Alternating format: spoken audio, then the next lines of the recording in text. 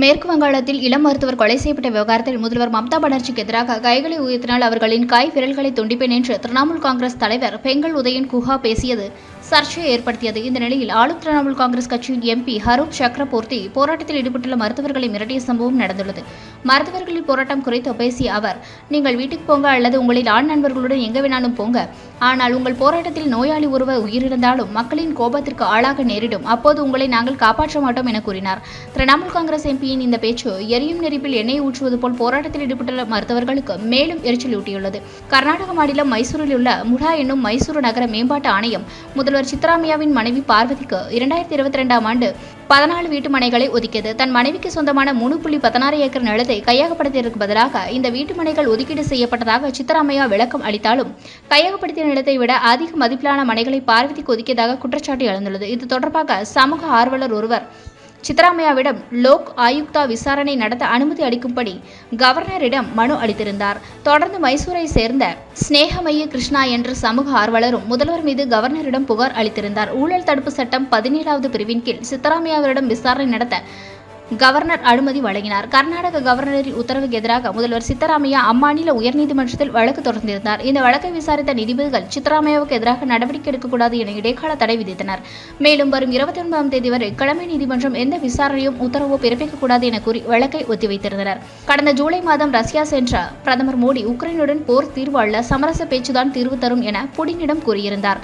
அப்போது உக்ரைன் விவகாரத்தில் அமைதியை கொண்டுவர தனது சக்திக்கு உட்பட்ட அனைத்தையும் இந்தியா தொடர்ந்து செய்யும் என பிரதமர் மோடி உக்ரைன் அதிபருக்கு உறுதி அளித்திருந்தார்.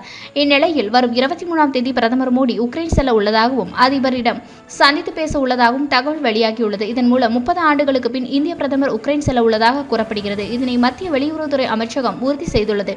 இதனால் ரஷ்யா மற்றும் உக்ரைன் இடையே போர் நிறுத்துவதில் மோடியின் பங்கு முக்கிய பங்கு வகிக்கும் என கூறப்படுகிறது. கருணாநிதி நூற்றாண்டு விழா போல இந்தியாவில் வேற எந்த விழாவும் நடக்கவில்லை. திமுகவினரை விட ராஜ்நாத் சிங் கருணாநிதியை புகழ்ந்து பேசினார். உள்ளத்தில் இருந்து உண்மையை மத்திய அமைச்சர் ராஜ்நாத் சிங் பேசினார். கருணாநிதி பற்றி அப்படி புகழ்ந்து பேச வேண்டுமென ராஜ்நாத் சிங்கிற்கு எந்த ஒரு அவசியமும் இல்லை. ராஜ்நாத் சிங் கருணாநிதியை பற்றி பேசியதை சிலரால் தாங்கிக் கொள்ள முடியவில்லை. அனைத்து தலைவர்களுக்கும் நாணயம் வெளியிடும் போது ஹிந்தி ஆங்கிலத்தில் மட்டுமே இருக்கும். சோகம் இருந்தால் இரவு நேரத்தில் எனக்கு தூக்கம் வராது. கருணாநிதிக்கு நாணயம் வெளியிட்டு விழா சிறப்பாக நடைபெற்றதால் மகிழ்ச்சியில் தூக்கம் வரவில்லை. நிகழ்ச்சியை நடத்தியது திமுக அல்ல, மத்திய அரசு என்பதை கூட இபிஎஸ் புரிந்து கொள்ளவில்லை. மத்திய அரசு நிகழ்ச்சி என்பதால் நாணயம் வெளியீட்டு விழாவில் இபிஎஸ்ஐ அழைக்கவில்லை. எம்ஜிஆர் நாணய வெளியீட்டின் போது இபிஎஸ் மத்திய அரசு அனுமதிக்கவில்லை. ஜெயலலிதாவால் வளர்க்கப்பட்டவர்கள் அவர்களுக்காக இரங்கல் கூட்டம் நடத்தினார்களா? பாஜகவுடன் ரகசிய உறவு வைத்துக் கொள்ள அவசியமில்லை. இபிஎஸ் மாதிரி ஊர்ந்து சென்று பதவி வாங்கும் அவசியம் திமுகவுக்கு இல்லை. ஆதரித்தாலும் எதிர்த்தாலும் திமுக எப்போதும் அதன் கொள்கையோடு இருக்கும் என்று ஸ்டாலின் பேசியிருந்தார். தமிழகத்தில் மருத்துவ படிப்பில் சேர்வதற்கு கவுன்சிலிங் ஆகஸ்ட் 21ஆம் தேதி துவங்குகிறது. மொத்தம் இதில் 43,063 பேர் விண்ணப்பித்துள்ளனர். கடந்த ஆண்டை விட 2,721 பேர் அதிகம். 7.5% இடஒதுக்கீட்டின் கீழ் 3,733 பேர் விண்ணப்பங்கள் பெறப்பட்டுள்ளது. தரவரிசை பட்டியலில் 720 மதிப்பெண்கள் பெற்று நாமக்கல் மாணவர் ரஜினிஸ் முதலிடத்தை பிடித்துள்ளார். 2ஆம் இடத்தை சென்னை மாணவர் சையது யூசுப்பும், 3வது இடத்தை சென்னை மாணவி சைலஜாவும் பிடித்தனர். 4ஆம் இடத்தை ஸ்ரீராமும், 5ஆம் இடத்தை ஜெயந்தி பூர்வஜாவும் பிடித்தனர். 6வது இடத்தை நாமக்கல் மாணவர் ரோஹித்தும், 7வது இடத்தை சபரீசனும் பிடித்துள்ளனர். அரசு பள்ளி மாணவர்களுக்கான தரவரிசை பட்டியலில் மாணவி ரூபிகா முதலிடம் பிடித்துள்ளார். 2ஆம் இடத்தை சென்னை சைதாப்பேட்டை பள்ளி மாணவி காயத்ரி தேவியும், 3வது இடத்தை தண்டாரம்பட் மாணவி அனுஷ்யாவும் பிடித்தனர். சைதாப்பேட்டை அரசு பள்ளி மாணவர்கள் இருவர் 7.5% இடஒதுக்கீட்டில் முதல் 2 இடங்களை பிடித்தனர். கடந்த ஆண்டை விட 150 மாணவர்களுக்கு கூடுதலாக இடம் கிடைத்துள்ளது. முதன்மை பெற்ற 10 மாணவர்களுக்கு அரசு ஒதுக்கீட்டில் இடம் ஒதுக்கீடு செய்யப்பட்டது. வெளிப்படைத்தன்மையோடு பணியாற்றி பட்டியலை வெளியிட்டுள்ளோம் என அமைச்சர் மா சுப்பிரமணியன் தெரிவித்துள்ளார். தமிழக ரயில்வே திட்டங்களுக்கு போதுமான நிதியை ஒதுக்குவதை உறுதி செய்ய வேண்டும் என்று மத்திய ரயில்வே அமைச்சர் அஸ்வினி வைஷ்ணவுக்கு முதல்வர் ஸ்டாலின் கடிதம் எழுதியுள்ளார்.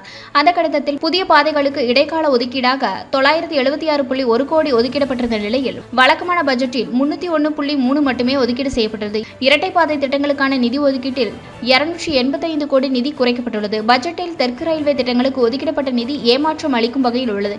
இடைக்கால பட்ஜெட் ஒதுக்கீட்டில் ஒப்பிடுகையில் இந்த நிதி ஒதுக்கீடு மிகவும் குறைவானதாகும். புதிய வழித்தட திட்டங்களுக்கான நிதி ஒதுக்கீட்டில் 674 கோடி குறைக்கப்பட்டுள்ளது. அதேபோல கீழம்பாக்கம் பஸ் நிலையம், மின்சார பஸ் சேவை, பெருந்திரள் துரித ரயில் போக்குவரத்து திட்டத்தை மாநில அரசிடம் ஒப்படைப்பது போன்ற பணிகள் எந்தவித தாமதமும் இன்றி விரிவுபடுத்த வேண்டும். தமிழகத்தில் புதிய வழித்தடங்கள், இரட்டை வழி பாதை, வாடிக்கையாளர்களுக்கான வசதிகள் தொடர்பான திட்டங்களுக்கு போதுமான அளவு நிதி ஒதுக்கீடை உறுதி செய்ய வேண்டும் என குறிப்பிட்டுள்ளார். சென்னை கிண்டியில் உள்ள கவர்னர் மாளிகையில் சமஸ்கிருத தின விழா நடைபெற்றது. இதில் கவர்னர் RN ரவி உடன் தனியார் தொண்டு நிறுவன பொதுச் செயலாளர் அமிர்தா பிருத்வி, தலைவர் ஜெயதேவ், மத்திய சமஸ்கிருத பல்கலைக்கழக துணைத் தலைவர் ஸ்ரீனிவாஸ் நிவாஸ், வரக்குடி உள்ளிட்டோர் பங்கேற்றனர். சமஸ்கிருதம் மற்றும் இலக்கியத்திற்கு பங்காற்றிய பல்வேறு துறைகளை சார்ந்தவர்களுக்கு நினைவு பரிசினை கவர்னர் ரவி வழங்கினார்.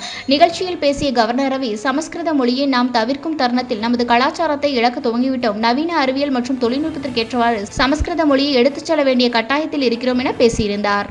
இதுபோன்ற செய்திகளை மேலும் தெரிந்து கொள்ள எங்களது யூடியூப், Facebook மற்றும் Twitter ஆப்களை சப்ஸ்கிரைப் செய்யவும்.